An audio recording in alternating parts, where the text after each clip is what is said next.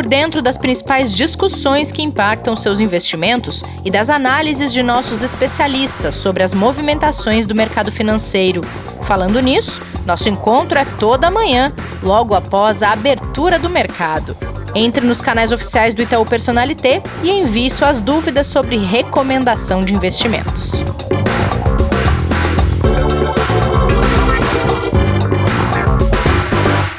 Bom dia, sejam bem-vindas e bem-vindos ao episódio dessa quarta-feira, 16 de dezembro, do nosso podcast Investidor em Foco.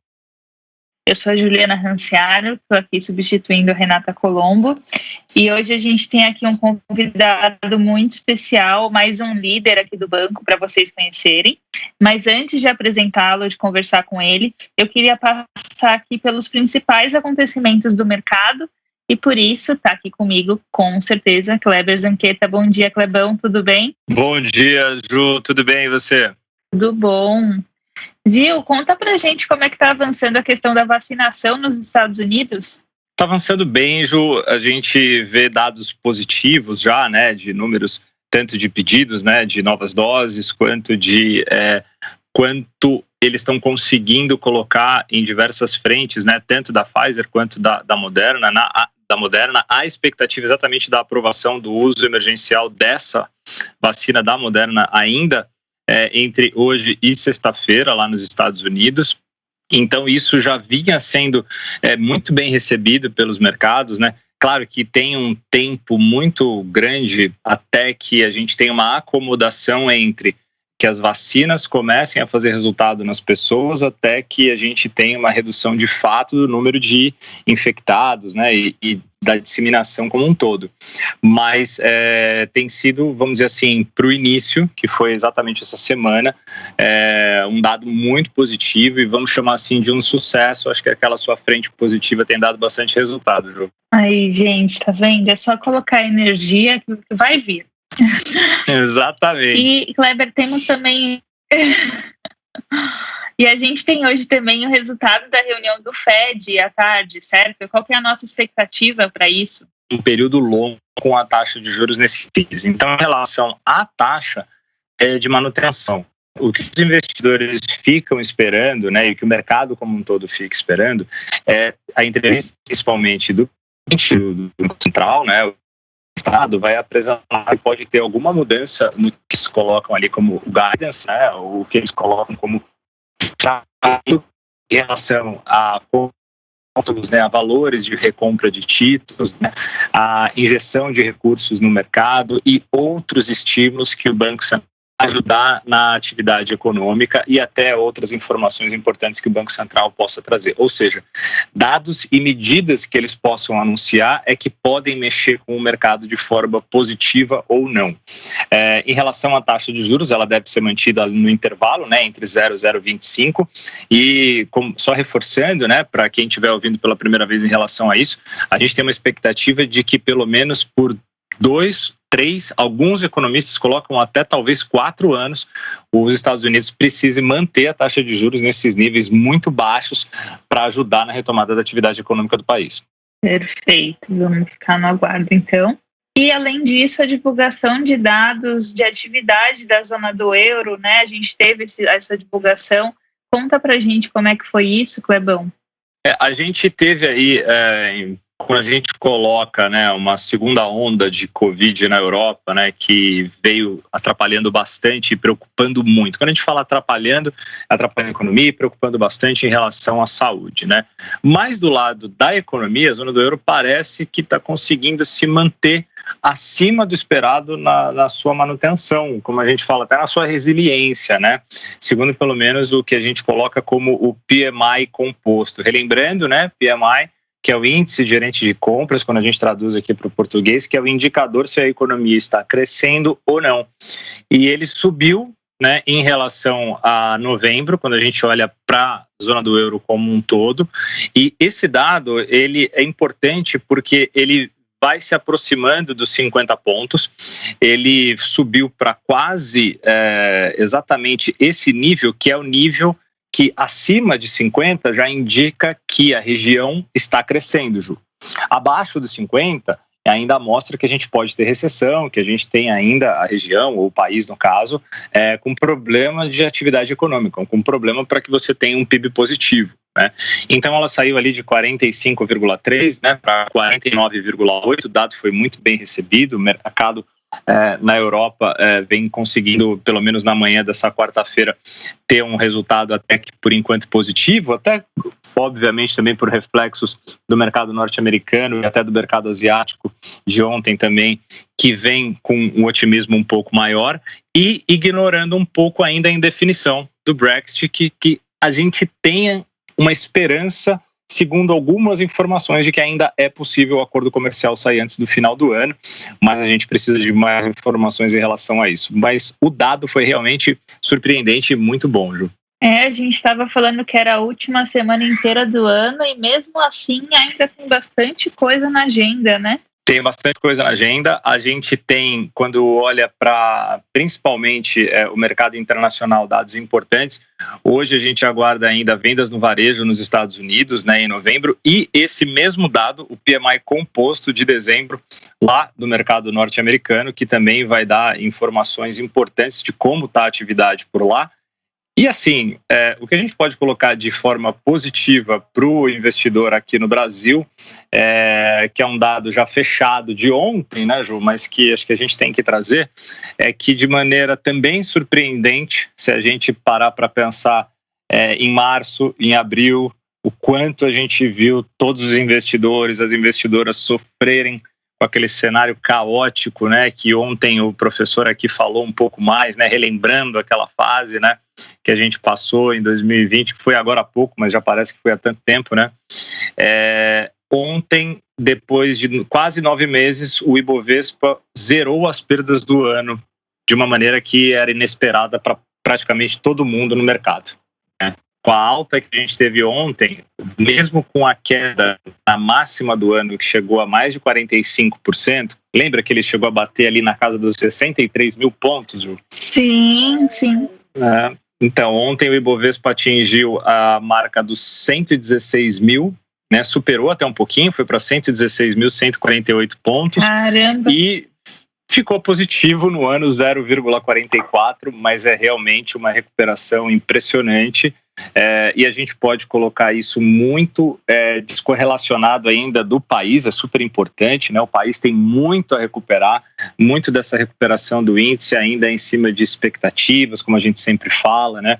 Então tem muita coisa importante a ser feita para que o país recupere todas as suas perdas, empregos, as empresas que realmente tiveram problemas, mas no mercado financeiro a gente tem já um alento que é um primeiro passo, né, Ju? Então, um dado positivo aí para os investidores que estão acompanhando o mercado com a gente no dia a dia. Nossa, e se a gente pensar realmente, fazendo essa retrospectiva que você comentou aqui, para onde a gente foi e para onde a gente está agora, parece que a gente viveu vários anos dentro de 2020, né? É impressionante mesmo. Não foi, e assim, a gente teve um que a gente coloca ali, talvez, né, um vale, né, que o índice ele foi subindo, e aí quando ele chega próximo aos 100 mil, 105 mil, ele para, e quando vem a segunda onda de Covid na Europa, vem uma preocupação muito forte, ele retrai de novo para casa dos 93 mil pontos, dando sinais de que poderia ter uma tendência de queda de novo forte. Quando vem as eleições norte-americanas e principalmente as notícias de que poderia ser liberada a vacina, o mercado começa a ter uma alta fortíssima e a gente vê o índice sair de 93 mil para 116 mil pontos, né? A gente está falando aí de quase 23 mil pontos em um mês e meio praticamente, o que é realmente uma valorização muito forte e que não era esperada, mas que o investidor agora pergunta, o que eu faço? Né, Ju? E agora? Né? Para onde eu vou? Né? Que horas que ela cai para comprar? Né? O investidor pergunta, que horas que ela cai, né, para eu entrar? Fala com o seu especialista, fala com um profissional para te ajudar exatamente a tomar uma decisão que seja a melhor possível para o seu perfil, né, para que esteja adequada com seus objetivos, mas sim, tem bastante oportunidade no mercado que dá para aproveitar ainda, com certeza, principalmente pensando em longo prazo. Perfeito, Clebão. Obrigada aí por trazer essa agenda para a gente hoje. A gente fica na expectativa, né, e torcendo para que os dados venham cada vez melhores mesmo. e que a gente recupere aí, pelo menos da parte econômica, o que a gente perdeu em 2020, né?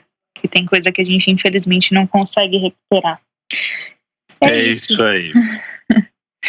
Obrigada. Vamos agora conversar então com o nosso convidado de hoje. Bora lá! Pessoal, então hoje a gente tem mais um convidado super especial aqui no nosso podcast Investidor em Foco. É o Marcos Cavagnoli, ele é diretor de Digital Cash Management do BBA. Tudo bem, Marcos? Bom dia. Bom dia, tudo bem, Juliana? Obrigado aqui pelo convite, muito bom estar aqui com vocês aqui. Que bom, a gente que agradece, fica feliz aqui com a sua presença.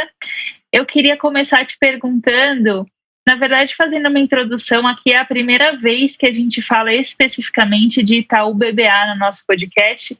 Então, eu queria que você contasse para os nossos ouvintes um pouco mais sobre como funciona, qual é o foco, com o que vocês lidam aí no dia a dia de vocês. Perfeito, Juliana.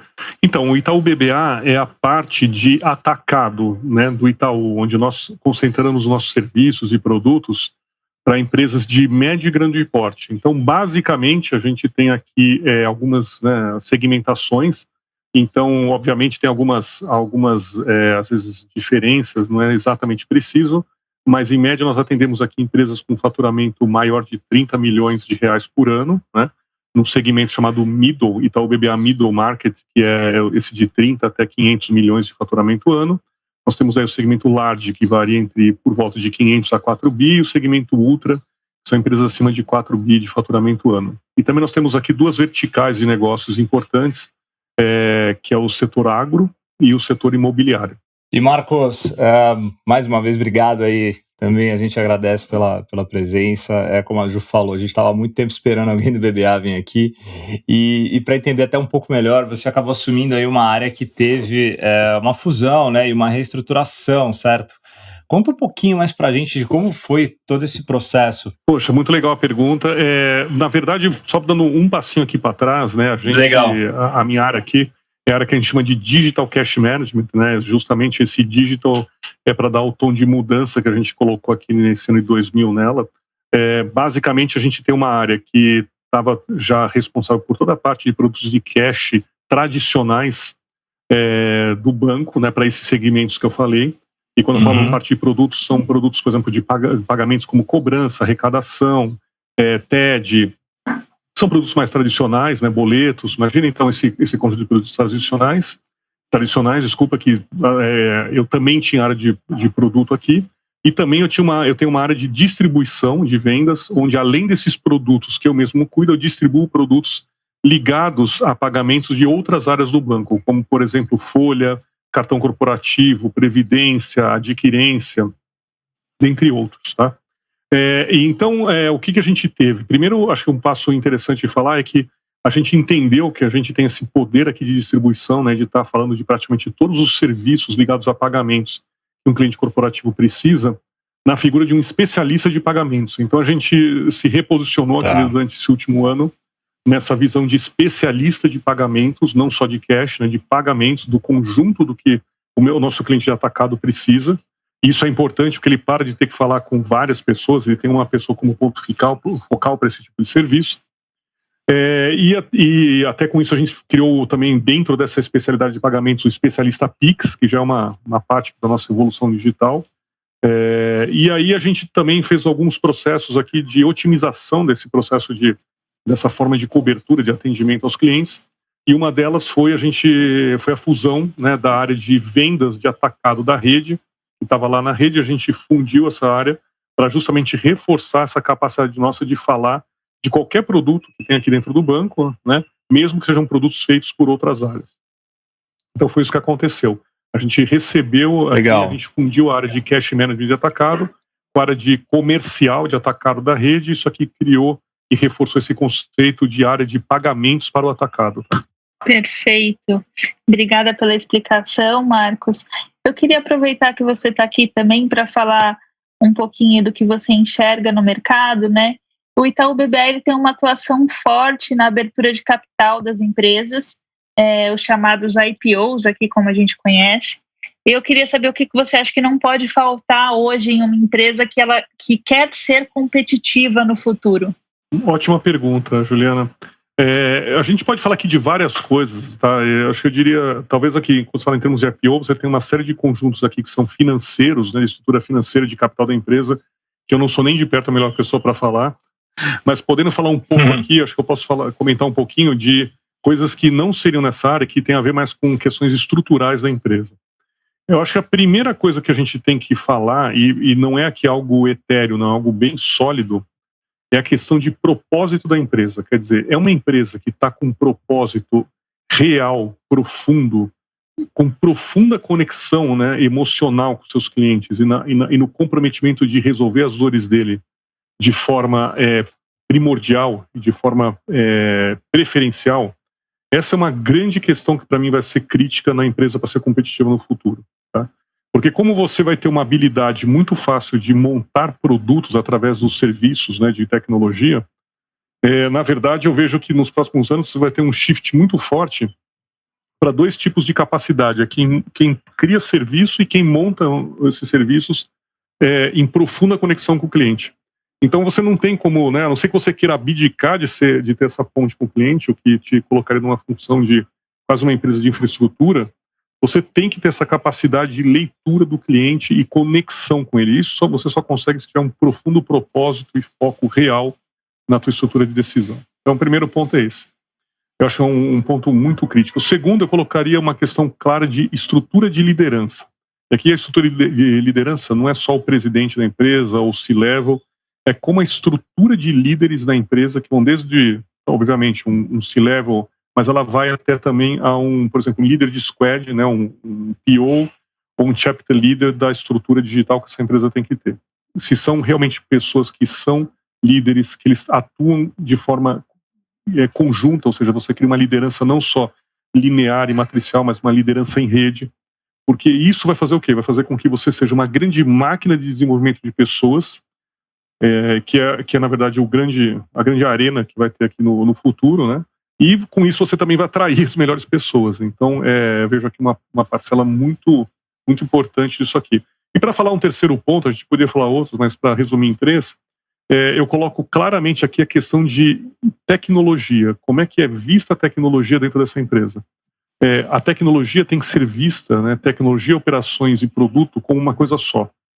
Não pode existir mais uma dicotomia, uma tricotomia, né, brincando aqui com a palavra, entre essas 3 áreas. Você tem que ter operações de tecnologia e produto como uma única área, pensando em conjunto e co-criando juntos.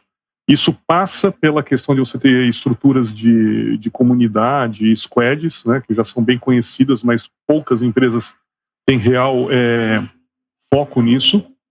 Mas passa também pela questão de como você desenha os produtos e como é que você aborda os problemas e até como você, né, incentiva as pessoas que estão nessas áreas. Eu acho que se você junta essas 3 coisas, você começa a ser uma empresa que pode ter um nível de competição bem diferente no futuro. E Marcos, quando a gente pensa do lado das empresas, esses 3 pontos que você trouxe, a gente pode até chamar de pilares, são essenciais.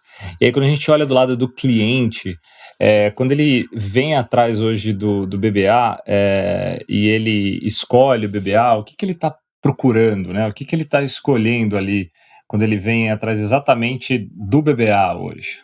O que ele espera mediante a tudo isso que vocês conseguem entregar? Acho que o Itaú BBA, o que ele entrega um conjunto de valor que é muito tangível para o cliente.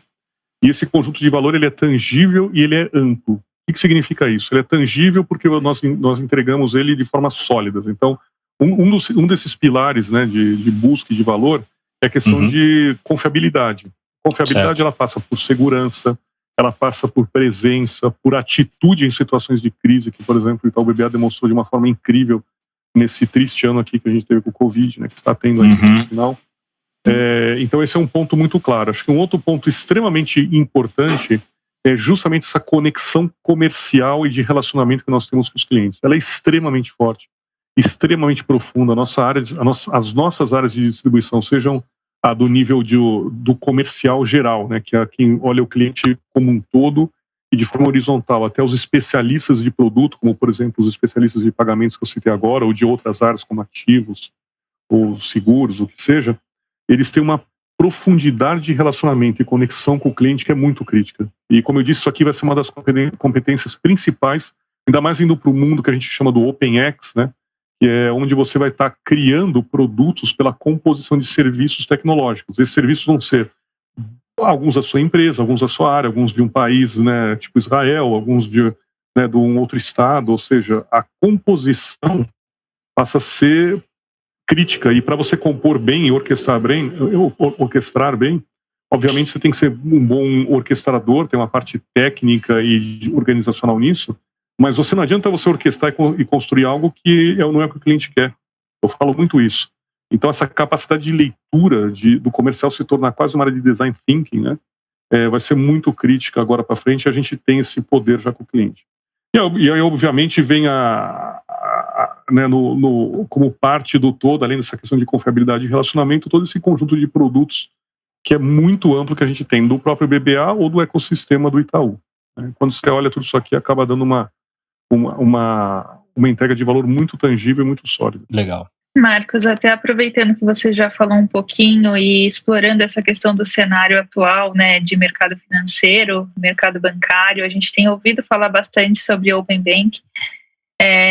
O Itaú BBA hoje tem atuado também com isso, e eu queria te perguntar, até para a gente conhecer, para os nossos ouvintes poderem entender, que você falasse um pouco mais sobre esse tema, porque a gente ouve bastante na mídia, lê bastante, mas acho que a gente podia, inclusive, abordar ele aqui mais vezes, se você puder começar com isso. Olha, é um assunto muito legal, eu sou apaixonado por ele, não é de hoje, já faz, acho que desde que se começou a falar de Open Bank aqui no Brasil, eu participo aí dos grupos sobre o assunto, mas assim, até um ano atrás eu passei bastante tempo como presidente de fintechs, então participei também do lado das fintechs nessas discussões. E eu vejo assim, primeiro, o que é Open Bank, né? Só para conceitualizar aqui, não sendo muito técnico. É legal passar por isso. Porque às vezes é uma coisa que todo mundo fala, o que é Open Banking? É todo um protocolo, de regulamentação, ou não, às vezes você tem isso de forma com acordos bilaterais, mas aqui no Brasil é de uma forma regulamentada pelo Banco Central, em que você define regras para compartilhamento de informações, nesse caso financeiras, né, de bancos, por isso que é Open Banking, né, sistema bancário aberto, mediante a todo o protocolo, uma série de protocolos de segurança, de consentimento, né, isso é importante, para isso aqui tudo está sendo feito de uma forma segura e correta. Tá? E aí também pegando aqui um pouquinho uma discussão, às vezes o pessoal fala, mas já ouvi o termo Open Finance, você acabou de falar OpenX. Então, Open Banking é quando você se restringe mais aos produtos bancários, né, banking. Quando você fala de Open Finance, você está indo já para um escopo mais de sistema financeiro, que é o que o Banco Central está fazendo no Brasil, onde você começa a botar, por exemplo, pagamentos, crédito, que é uma coisa um pouco mais óbvia, mas você coloca também, por exemplo, seguros, previdência e outras coisas afins. E também eu gosto muito de trazer esse conceito do OpenX, né, que é o Open Tudo. É para onde a gente está caminhando. Quer dizer, não é só o setor financeiro que está falando disso. O setor elétrico está falando disso, né? Por exemplo, vou dar um exemplo aqui. A minha conta de luz, ela é um extrato ali de consumo, né? Ela tem muita informação ali. Eu poderia também, Marcos, usar aquela informação para mandar, por exemplo, para uma outra empresa de energia e com isso ver se eu tenho algum benefício? Deveria, porque o dado é meu. Então, quando você fala assim, é parecido, fala, tá bom, e meu extrato de transação financeira, tá bom, ele também é meu, né?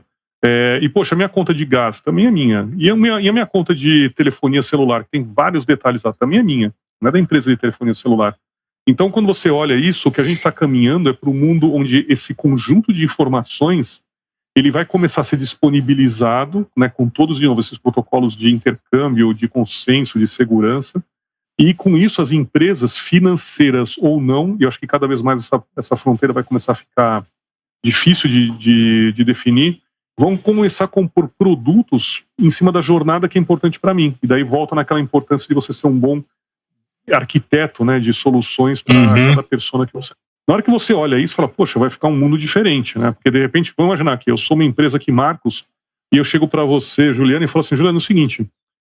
eu tenho aqui uma possibilidade de fazer tal coisa para você, você me compartilha o seu extrato do banco tal, você me compartilha a sua conta de energia da empresa tal que você usa, e também você me compartilha a sua conta de telefone, um dia pode acontecer isso, né? E de repente eu posso te voltar uma série de serviços de crédito ou de logística, ou de energia, concorda? Que tem tudo a ver. Perfeito. Então, essa para mim é a grande revolução que está vindo por trás, é o OpenX, tá? E não é algo de 10 anos, não é algo de 3 a 5. Então, eu acho que isso aqui é um pouco do que eu conceituaria do que é o Open Bank, Open Finance e OpenX. E aí, do nosso lado, o que a gente está fazendo? Tá um grande trabalho para entender justamente como a gente mapeia essas jornadas e necessidades dos clientes, né? E trabalha toda essa questão de consentimento de dados, tanto do que for para partilhar nosso para outros ecossistemas e também, né, a reciprocidade, a gente receber a informação para também compor produtos. A gente tem focado na minha área muito isso no ecossistema de pagamentos e plataformas de Bank as a Service e integrações com ERP, mas você tem em cada instância do banco diferentes graus aí também de compartilhamento e uma ótima coordenação central para a gente pensar isso como um todo. O Marcos, talvez a gente tenha que fazer um outro episódio. Sinto lhe informar, sei que sua agenda é apertada, mas para falar só disso, hein? O convite está aceito, Cara, porque além do tema ser extremamente atraente, ele realmente demanda, acho que ainda muito aprendizado da gente, né? Tipo, tem muita informação para a gente ainda absorver e pô, que legal que você deu essa explicação, mas de verdade, tá? Já deixa na agenda 2021, você vai ter que voltar aqui para explicar mais pra gente. Convite aceito com todo prazer. Obrigado, cara. A gente sabe também que, indo para um outro lado, que também é muito importante, e a gente tem falado muito sobre isso aqui no podcast, com vários outros convidados, que é o tema de diversidade. A gente sabe que tem conceitos muito fortes dentro da equipe que você hoje faz a gestão, né? Que você gerencia, não só de diversidade, mas de equidade, igualdade, né? Que está no dia a dia ali de vocês, né? Qual que é o segredo para uma instituição tão forte, tão grande, né? Com uma base estrutural tão antiga, conseguir tirar isso do papel e aplicar na prática ali, Marcos? Você tocou um ponto que é muito legal e naquela linha ali que eu falei, né? De que empresas têm que ter para serem sustentáveis, né? E realmente valorizadas no futuro, no caso do IPO e tal. Eu sempre falo isso dessa questão de diversidade. A diversidade, ela começa por uma diversidade estrutural, quer dizer, eu não posso falar de inovação, sendo que todo mundo, né, vou imaginar o seguinte, vou fazer aqui um cenário hipotético. Eu vou falar com vocês aqui de inovação e eu falo assim, não, mas vai vir aqui um time muito inovador. Todos são homens brancos de 50 anos de idade, nascidos em São Paulo, num bairro nobre, sabe? Na verdade, eu fiz o quê? Eu fiz um time de Minions, né? Eu estou trazendo aqui Exatamente. Brincando aqui com aquele desenho, eu estou trazendo toda uma coisa igual, que não quer dizer que não sejam competentes. Eu posso ser super competente esse conjunto, mas ele é um conjunto que pensa muito parecido, que tem backgrounds parecidos, experiências, né, parecidas, vieses parecidos. E o que acontece? Você fala, tá, mas essa receita de bolo aqui que a gente copiou, né, 50 vezes, ela está funcionando. E às vezes é o pior, ela funciona, mas ela funciona para ambiente que não muda.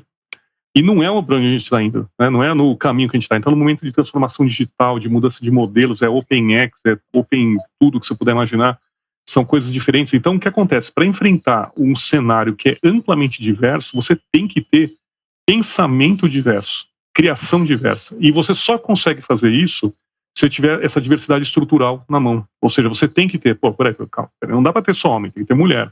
Tá, não dá para ter só pessoas brancas, tem que ter negros, tem que ter indígenas. Não dá para ter só quem tem orientação sexual, né, X, não, tem que ter a Y, tem que ter a Z, tem que ser a W. Né, não dá para ser só gente de São Paulo, tem que ser gente que nasceu no Nordeste, no Centro, no Sul, no Norte. Na hora que você começa a entender isso, você começa a criar e trazer uns times que começam a pensar muito diferente. E isso, para mim, é a grande chave que tem. Então, eu acredito piamente nisso, é um valor meu, é um ponto de base meu, e é uma crença minha, e isso para mim é algo inegociável. Eu trato tanto quanto ética ou compliance, né, com a mesma seriedade. E por duas razões, eu sempre falo, pessoal, primeiro porque é correto. Né, a gente não rouba, não é porque alguém está olhando, não é porque tem uma lei. Você não rouba porque é errado roubar. Em segundo lugar, você não rouba porque também é lei, também é incorreto. Então, eu falei, né, também tem isso com diversidade. E acho que eu botaria no terceiro lugar, que assim, dá menos resultado. A gente não vai conseguir vencer, as empresas não vão perdurar se elas não tiverem. Então, eu vejo isso aqui como uma forma muito crítica e assim, o Itaú tem feito um trabalho muito legal para avançar nisso. Acho que tem muito a fazer, já fez muito, tem muito a fazer, mas está com a vontade, com o drive de fazer. Acho que isso é importante. E acho que assim, a grande questão para tirar do papel é você ter uma liderança que compra isso e coloca isso como valor, e não adianta, na hora que você faz isso o resultado é outro, né? Não tem como você só ter ações bottom-up, né? Você tem que ter ações top-down, porque é quem as pessoas se espelham, né? É difícil, por exemplo, se eu me espelho, né? Juliana é minha líder, o Kleber é meu líder, e eu vejo vocês não tratando diversidade. A minha tendência, né? A não ser que eu seja um cara muito forte, e a gente não dá para cobrar isso de todo mundo, né? As pessoas têm vulnerabilidades diferentes, não dá para eu ir contra, às vezes, o sistema, ou é muito difícil ir. Agora, se eu chego, né, e a Juliana chega e você fala, olha, é o seguinte, ô Marcos, né, é assim, aqui a gente usa a diversidade da forma correta, que a gente é ético de forma basal. Aí eu já tenho que, ou eu sigo, ou eu, né, vazo. Então, eu acho que o primeiro fato é isso, né, a liderança puxar, e fazer ações afirmativas, claras. Então, por exemplo, na nossa área lá, a gente fez uma regra de quando tem um pipeline de sucessão, né, sempre ter, por exemplo, no mínimo uma mulher, a gente está querendo expandir isso agora para negros, mas sabe, fala, gente, não tem como chegar um pipeline, por exemplo, decidir, Marcos, tem 5 finalistas, 5 homens brancos. Não faz sentido, né? Então a gente falou, não, tem que ter, e às vezes o pessoal, né, tem aquela reação, mas eu não acho tal perfil para estar no pipeline. Acha. Rala um pouquinho mais porque acha, né? E a gente tem visto, assim, talentos incríveis entrar, desde posições mais seniors até programa de trainee, né? E eu participei e vi pessoas incríveis ali de origens totalmente diferentes, hiper humildes e com uma cabeça, uma genialidade ali que, né, a gente poder dar o espaço para elas crescerem é quase que uma obrigação social. Que legal, né? Outras coisas importantes, por exemplo, em eventos, né, a gente botou uma regra na minha área de em eventos não ter, por exemplo, não vou fazer aqui uma sequência de 5 lives com 5 participantes, né, 25, de novo, homens brancos, héteros, tal. Gente, eu não estou representando, né? Então a gente também fez isso, por exemplo, no Pix a gente fez uma coisa super correta nesse assunto, fizemos uma sequência de lives, além do conteúdo extremamente profundo, extremamente diverso, fizemos acho que a única live de Pix para os grandes bancos só com mulheres, que era uma coisa que, né, até internamente o pessoal falava, não, mas como? Eu falei, gente, vamos lá, o time aceitou o desafio, fizemos uma live incrível com talentos absurdos, né, que conheciam o Pix assim, absurdamente bem. Então, acho que é só uma questão de crença, valor e ação. É isso que eu acho que tem que ser feito. E principalmente estar com a cabeça aberta para aprender onde é que você está errando. Então, eu falei até numa live que eu fiz esses dias, eu falei, eu erro. Eu errei ontem, estou errando hoje, vou errar amanhã. Tem que ser menos. Então, sabe, falar, por favor, me falem que eu estou errando, me traga uma visão diferente. Você tem que estar com essa cabeça aí, reconhecer os vieses que nós temos e ir evoluindo neles. Muito bom, Marcos. Eu queria assim, é muito legal quando a gente consegue ter pessoas como você, líderes como você dentro da instituição que realmente enxergam a importância dessa pauta de diversidade, de equidade e igualdade e que conseguem ajudar a tirar isso do papel, porque muitas vezes a gente tem exemplos, né, de pessoas que inclusive se importam, realmente dão voz a isso, mas que têm dificuldade de conseguir tirar isso do papel. Então é muito legal ter exemplos como os seus aqui e agradeço, inclusive, por trazer esse lado humano aqui pra gente. E daí, aproveitando esse embalo, eu queria te falar que um passarinho contou pra gente que você faz um trabalho voluntário junto com empresas júnior. E eu queria saber um pouquinho mais sobre isso, qual tem sido a sua percepção, como que é essa troca com futuros empreendedores, se inclusive, até aproveitando a pauta, você enxerga essa questão de diversidade também junto ao voluntariado que você faz. Nossa, muito legal isso aí. É um trabalho que eu tenho um tremendo orgulho, né? Eu participei do Movimento Empresário Júnior enquanto membro de 90 a 94, né? Eu fui diretor da Poli Júnior, diretor da FEGESP, que é a Federação de Empresas Juniores do Estado de São Paulo. Ajudei a fundar o núcleo USP, depois virou o núcleo São Paulo, né? Eles evoluíram agora nos últimos anos. E eu tenho um orgulho tremendo. Eu peguei bem no início do movimento. O movimento começou praticamente em 89, assim. Ele realmente pegou força em 90. Então, eu praticamente fui a segunda geração que participou do movimento. E, nossa, eu tenho um orgulho incrível. Começou com algo pequeno, que a gente se inspirou lá da França, né? Que veio da França. Quando a gente viu lá na França, já tinha quase 20 anos lá. Era uma coisa incrível. A gente se encantou, viu um potencial e a gente vestiu a camisa, né? E falou, pô, isso aqui pode ajudar a mudar a cara, né, das empresas, pode ajudar a mudar a formação estudantil. E foi uma coisa muito legal. Eu vivi com muita intensidade isso enquanto membro, né, quando eu era da Poli.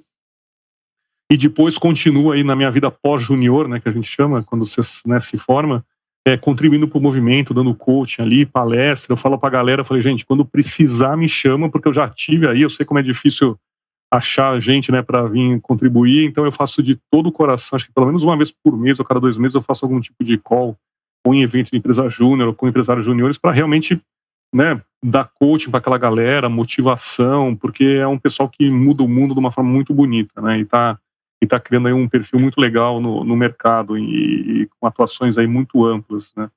Então é isso, eu tenho um orgulho tremendo e acho que é uma das coisas mais legais que estão acontecendo aqui no Brasil. O Brasil já superou a França, né? Isso é legal, a gente superou lá os que nos inspiraram. O Brasil, já, se eu não me engano, é o maior país em termos de quantidade e qualidade de empresas juniores no mundo. Tem países que chamam a gente para aprender. Parece que agora foi criada uma confederação mundial. Foi criada uma confederação mundial de empresas juniores. Não existia nem de perto isso na minha época.